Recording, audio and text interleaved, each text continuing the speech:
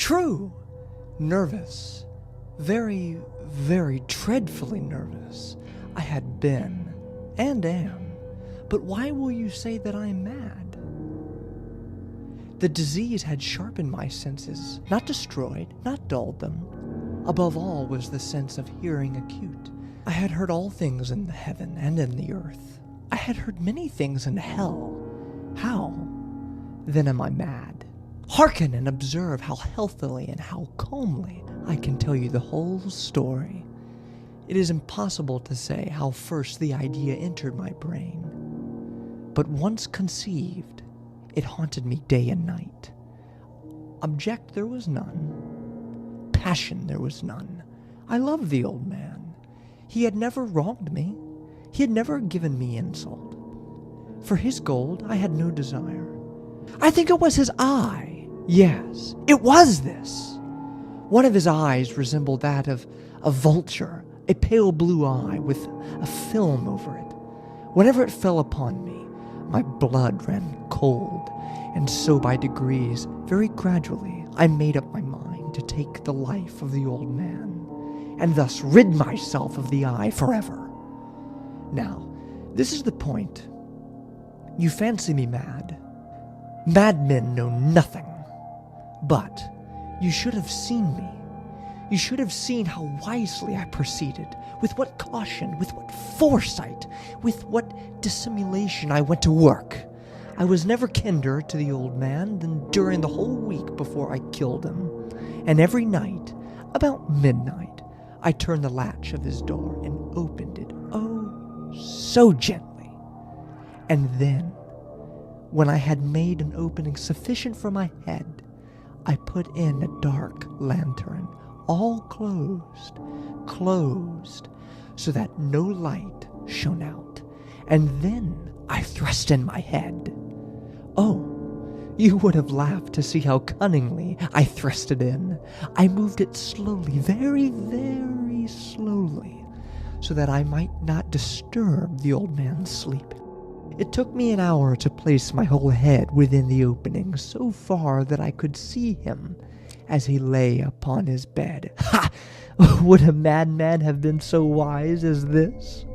And then, when my head was well in the room, I undid the lantern cautiously, oh so cautiously, for the hinges creaked. I undid it just so much that a single thin ray fell upon the vulture eye. And this I did for 7 long nights, every night, just at midnight.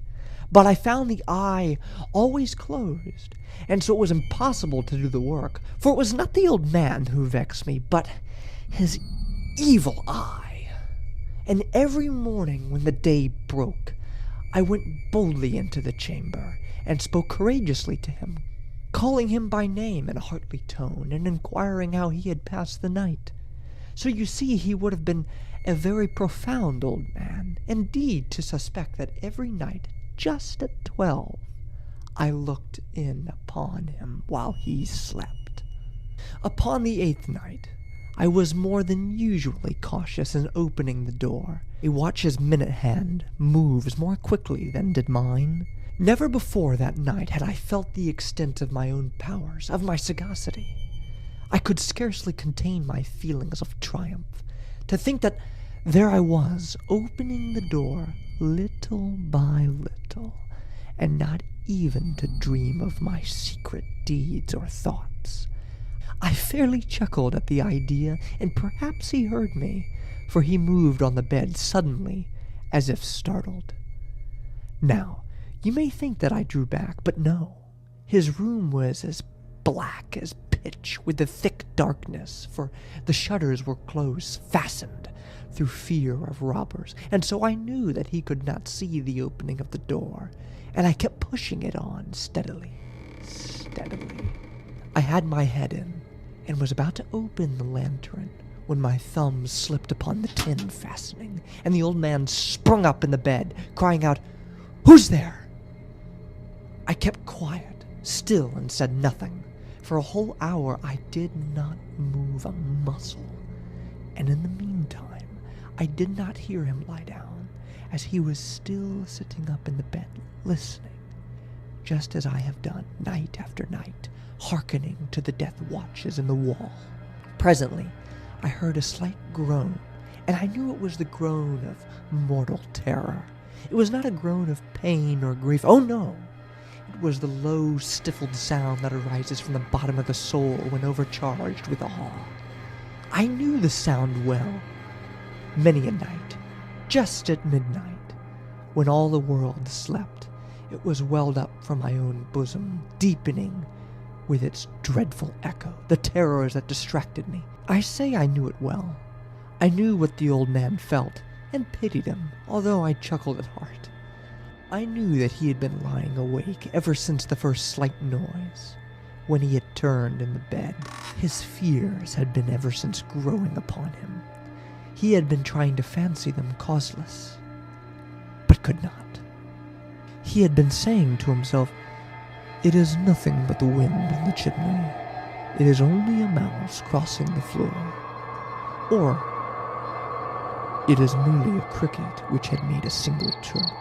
Yes, he has been trying to comfort himself with these suppositions, but he had found all in vain, because death, in approaching him, had stalked with his black shadow before him, and enveloped the victim.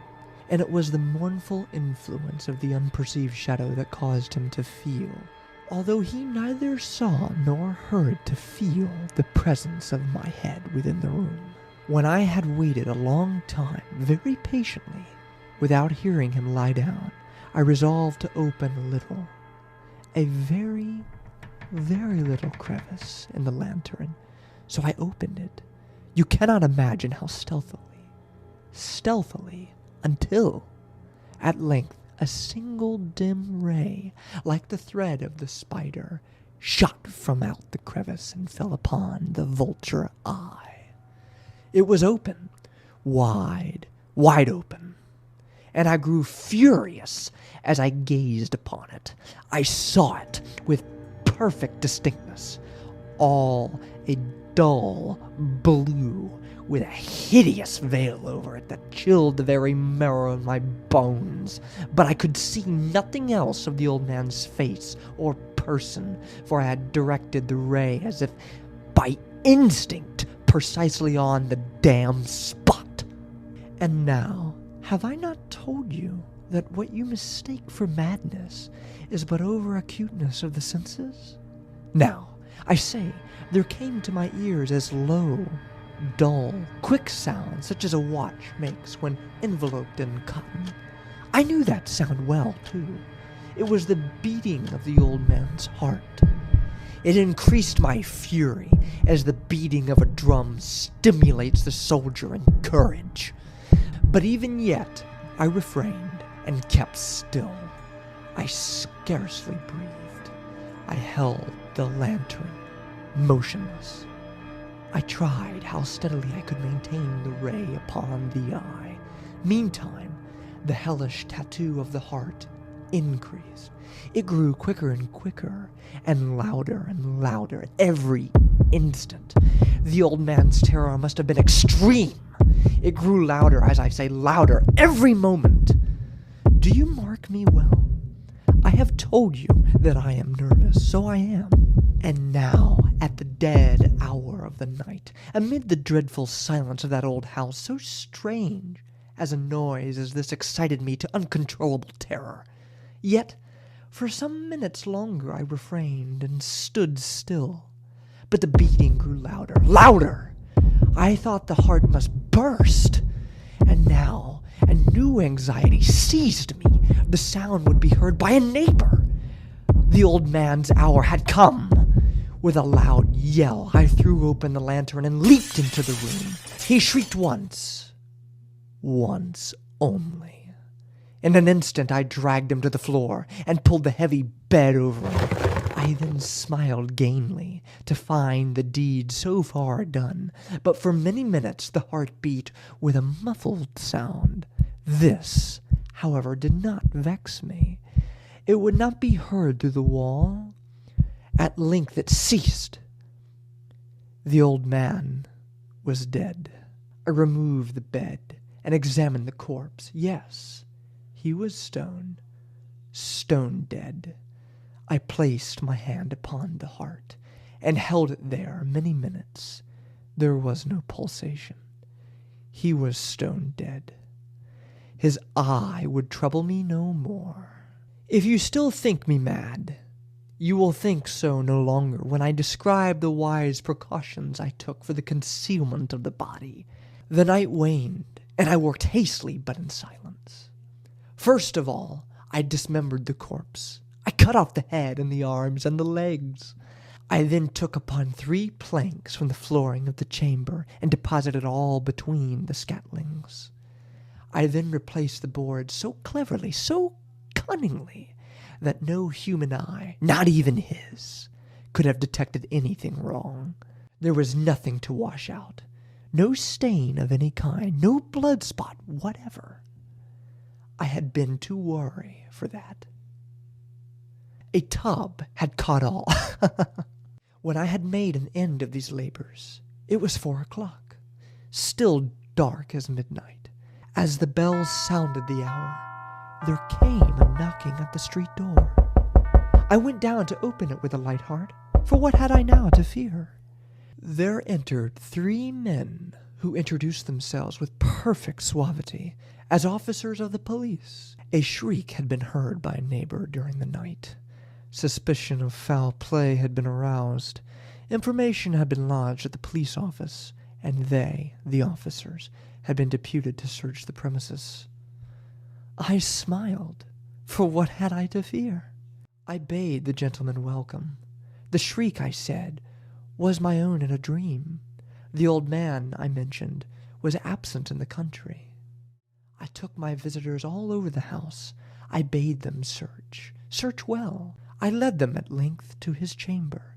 I showed them his treasures, secure, undisturbed. In the enthusiasm of my confidence, I brought chairs into the room and desired them here to rest from their fatigues, while I myself, in the wild audacity of my perfect triumph, placed my own seat upon the very spot beneath which reposed the corpse of the victim. The officers were satisfied. My manner had convinced them. I was singularly at ease. They sat, and while I answered cheerily, they chatted of familiar things. But ere long, I felt myself getting pale and wished them gone. My head ached, and I fancied a ringing in my ears. But still they sat, and still chatted. The ringing became more distinct. It continued and became more distinct. I talked more freely to get rid of the feeling, but it continued and gained definitiveness, until at length I found that noise was not within my ears. No doubt I now grew very pale, but I talked more fluently and with a heightened voice, yet the sound increased. And what could I do? It was a low, dull, quick sound, much such a sound as a watch makes when enveloped in cotton. I gasped for breath, and yet the officers heard it not. I talked more quickly, more vehemently, but the noise steadily increased. I arose and argued about trifles, in a high key and with violent gesticulations, but the noise steadily increased. Why would they not be gone? I paced the floor to and fro with heavy strides, as if excited to fury by the observations of the men. But the noise steadily increased. Oh God, what could I do?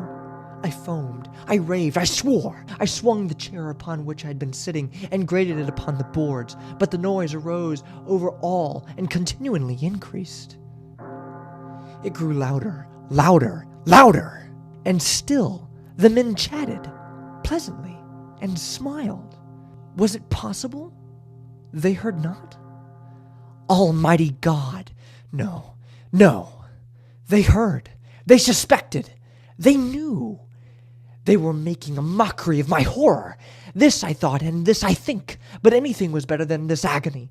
Anything was more tolerable than this derision. I could bear those hypocritical smiles no longer. I felt that I must scream or die. And now again, hark! Louder, louder, Louder! Louder! Villains! I shrieked. Disassemble no more. I admit the deed. Tear up the planks. Here, here. It is the beating of his hideous heart.